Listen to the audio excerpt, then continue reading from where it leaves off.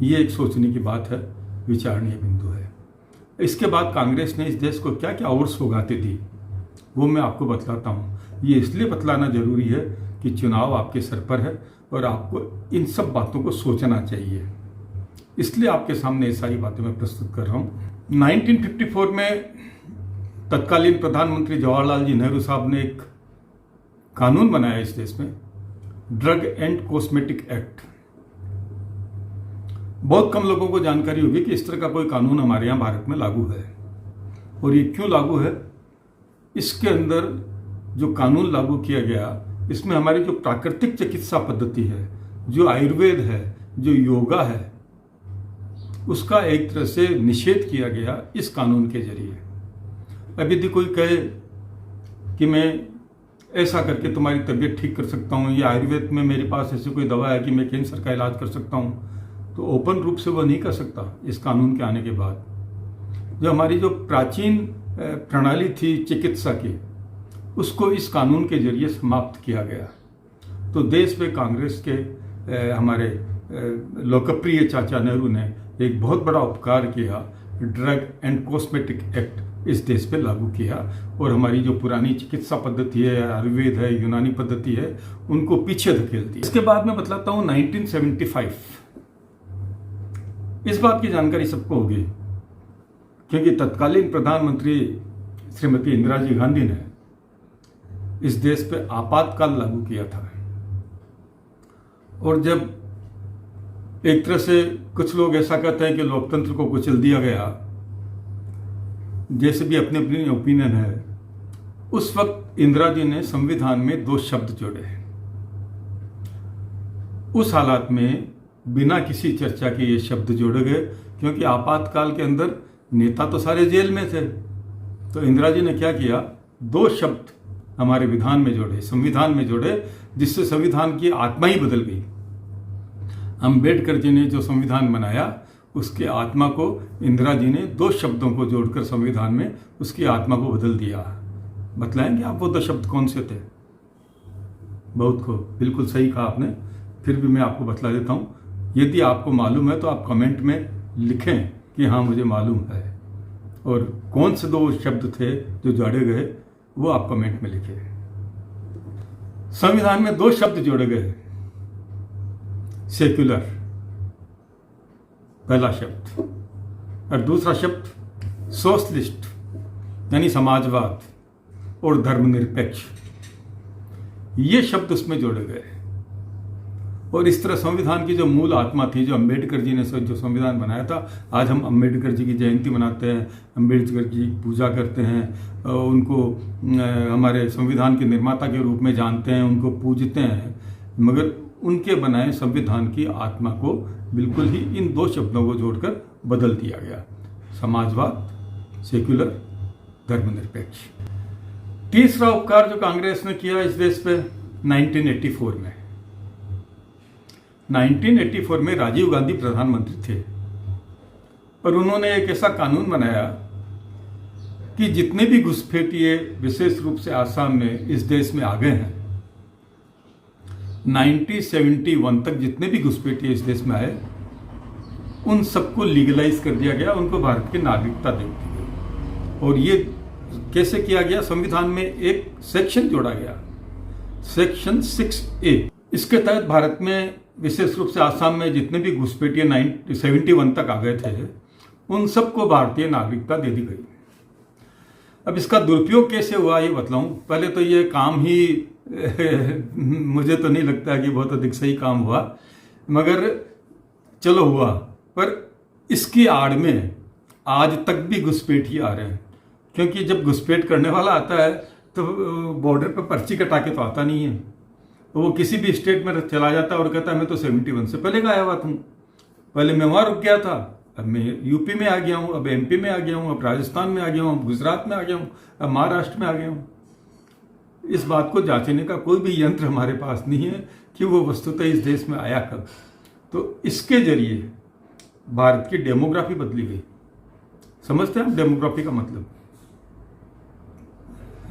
आसपास में किसी से पूछना कि डेमोग्राफी कैसे चेंज हुई, और इस देश में घुसपैठिए आ गए। यानी ऐसा कोई कानून नहीं बनाया है जिससे देश में घुसपैठ रुके। अपने वोट बैंक के लालच में संविधान में धारा 6A जोड़ी गई, जिसके तहत 71 से पहले जो भी घुसपैठिए इस देश में आ गए थे उन सबको भारत की नागरिकता प्रदान कर दी गई। और आप जानते हैं ये वोट किसको देते हैं? उसी को देंगे ना जिन्होंने भारत में इनको लाके बसाया। चलिए आगे बढ़ता हूं। 1986 कांग्रेस ने एक तोहफा और दिया इस देश को। शाहबानो मुकदमे में, आपको मालूम है शाहबानो का मुकदमा, नहीं है तो आप अलग से किसी वीडियो को देख लें, इस पे ज़्यादा विस्तार से नहीं बताऊंगा, मगर सिर्फ इतना सा बतला सकता हूं कि मुस्लिम महिलाओं को गुजारा भत्ता, इस कोर्ट के फैसले को बदलने के लिए शाहबानो एक में जो फैसला आया उसे बदल दिया गया और मुस्लिमों का गुजारा भत्ता बंद कर दिया गया, संविधान में एक संशोधन करके सर्वोच्च न्यायालय के निर्णय को पलटने के लिए। 1991 में तो कमाल हो गया साहब। नरसिंह राव उस वक्त प्रधानमंत्री हुआ करते थे। उन्होंने एक कानून बनाया, प्लेसेज ऑफ वर्शिप एक्ट।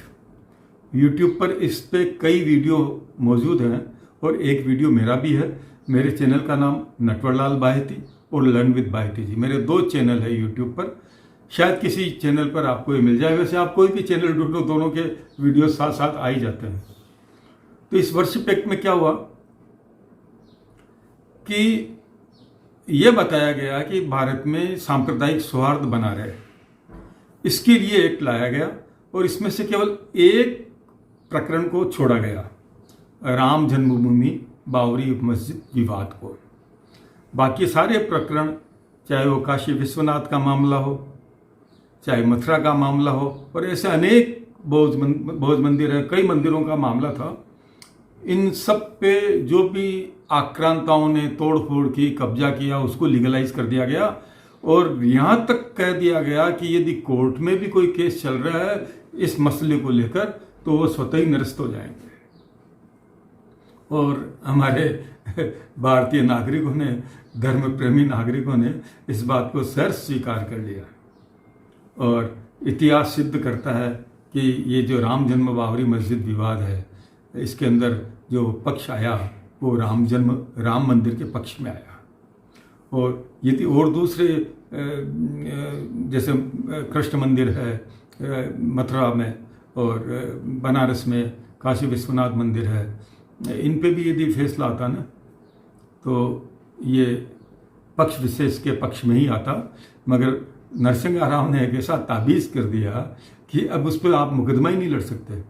मतलब हिंदुओं को अपने खोए हुए मंदिरों को पाने का अधिकार उनसे छीन लिया गया। तो ये कांग्रेस का एक बहुत बड़ा एहसान इस देश पे रहा। और मैं ये दिखाऊं कि इससे मुस्लिम तुष्टीकरण को बल मिला तो शायद गलत नहीं होगा। यहाँ एक बात और बतला देता हूं कि ये जिन्ना की पैदाइश क्यों हुई, जिन्ना नेता कैसे बने मुसलमानों के। पंडित जवाहरलाल नेहरू के पिता मोतीलाल नेहरू, उन्होंने एक वक्त यह प्रस्ताव रखा था कि देश की असेंबली में मुसलमानों को आरक्षण दिया जाए। उस वक्त कांग्रेस ने इस प्रस्ताव को नकार दिया, मगर जिन्ना ने इस प्रस्ताव को पकड़ लिया और उसके बाद जिन्ना यहीं से, इस प्रस्ताव के बाद से जिन्ना निर्विवाद मुस्लिम नेता बन गए। और आखिर पाकिस्तान लेने की उनकी हट रंग लाई, क्योंकि वो भारत के प्रधानमंत्री बनना चाहते थे। और कुल मिला के ये बहुत लंबा किस्सा है, भारत का विभाजन हो गया। 1992 में एक करिश्मा और किया हमारे कांग्रेसियों ने, कांग्रेस सरकार ने, सत्तारूढ़ कांग्रेस ने। हिंदुओं में विभाजन का बीज बोने के लिए एक प्रस्ताव पास किया, एक कानून बनाया, माइनॉरिटी एक्ट। आप कंफ्यूज नहीं हो, माइनॉरिटी एक्ट ये कोई मुसलमानों को माइनॉरिटी घोषित करने के लिए नहीं है। ये हिंदू धर्म को विभाजित करने के लिए, हिंदू धर्मावलंबियों को विभाजित करने के लिए एक एक्ट बनाया गया, माइनॉरिटी एक्ट। इसमें क्या किया गया, बड़ी ही चालाकी से सिख, जैन, बौद्ध ये हिंदू की परिभाषा में आते हैं, मगर हिंदू समाज को बांटने के लिए, हिंदू समाज तो वैसे भी सदैव बटा ही रहा है, मेरा ऐसा मानना है, वो कभी संगठित था ही नहीं। और यदि संगठित होता तो महाराणा प्रताप को वन में भटकना नहीं पड़ता। तो हिंदुओं में अलग अलग विचारधारा पैदा करने के लिए या उनमें मतभेद पैदा करने के लिए बौद्धों को, सिखों को, जैनों को अल्पसंख्यक का दर्जा दे दिया गया, यानी हिंदुओं को विभाजित करने का एक सुनियोजित प्रयास किया गया। 1995 नरसिंहा साहब उस वक्त भी प्रधानमंत्री थे। एक देश को बहुत जोरदार सौगात दी इन्होंने, युगों युगों तक देश उनको याद करेगा, नरसिंहा राव जी को, कि वो सौगात क्या थी। वो सौगात थी वक्फ एक्ट, वक्फ कानून। इसमें क्या है, इसमें कैसा अधिकार दिया गया, इस पर भी मेरा एक वीडियो मौजूद है यूट्यूब पर, आप चाहे तो उसे देख सकते हैं। इस एक्ट के जरिए जो वक्फ बोर्ड बनाया गया, उसको ऐसा अधिकार दिया गया कि वो चाहे जिस जमीन को अपनी बता के उस पर कब्जा कर सकता है। और इसके अंदर जिस जमीन पे कब्जा किया गया है, यदि वो किसी के पास है तो उसे ही प्रमाणित करना होगा कि ये जमीन मेरी है, ये वक्फ बोर्ड की नहीं है। अब ये वक्फ बोर्ड वाले कहाँ कैसे कैसे तरीके से जमीन को एक्वायर करते हैं। आदमी रह रहा है गुजरात में, उसकी सुनवाई होगी दिल्ली में, मतलब और कहीं सुनवाई भी नहीं होगी। वक्फ बोर्ड जो दिल्ली में, वहीं सुनवाई होगी। और जो जिसकी जमीन पे कब्जा किया गया उसको प्रमाणित करना होगा कि यह जमीन मेरी है, और यदि प्रमाणित नहीं कर पाया तो जमीन वक्फ बोर्ड की है। इसमें एक बात और है कि जो वक्फ बोर्ड में जो जजेस जिनको कहें कि जो निर्णय करने वाले हैं, जज तो नहीं कहना चाहिए, जो निर्णय करने वाले हैं वो सारे एक समुदाय विशेष के ही हैं। तो आप सोच सकते हैं वहां से फैसला क्या आना है। और इसकी आड़ में जमीन बचाने के लिए एक लोभ दिया जाता है, जिसकी जमीन को एक्वायर किया जाता है उसको एक लोभ दिया जाता है कि तू धर्मांतरण कर ले तो तेरी ये जमीन बच सकती है। तो इस एक्ट की आड़ में देश में धर्मांतरण का जबरदस्त खेल हो रहा है। तो कांग्रेस की ये सौगात भी इस देश को सदैव याद रहेगी। इसके बाद एक बात और बतलाता हूं, उसके बाद अपने वीडियो का समापन करूंगा। 2009 में एक एक्ट बनाया गया था राइट टू एजुकेशन का, उसमें मदरसों को इसमें कवर कर दिया गया था। तो ये मांग उठी कि मदरसों को इस एक्ट के बाहर निकाला जाए। तो किसके तुष्टिकरण के लिए सरकार ने 2012 में इसमें एक संशोधन किया है, और संशोधन करके मदरसों को इसके बाहर निकाल दिया गया। इस तरह ये जो सौगातें कांग्रेस ने इस देश को दी है, साथियों, चुनाव की रणभेरी बज चुकी है। कुछ राज्यों के चुनावों की तिथियां भी डिक्लेयर हो गई है। लोकसभा का चुनाव भी देर सवेर आपके सिर पर है। आप इस वीडियो को देखने के बाद अपना मानस बनाएं कि अब आपको मतदान किस तरीके से करना है। मतदान का मौका 5 साल में एक बार आता है, इसलिए भ्रमित नहीं हो। दिल से काम नहीं लें कि ये मेरा भाई है, ये मेरे दोस्त का भाई है, नहीं ये मेरे परिवार का है, मुझे इसे वोट देना है। भूल जाइए सब।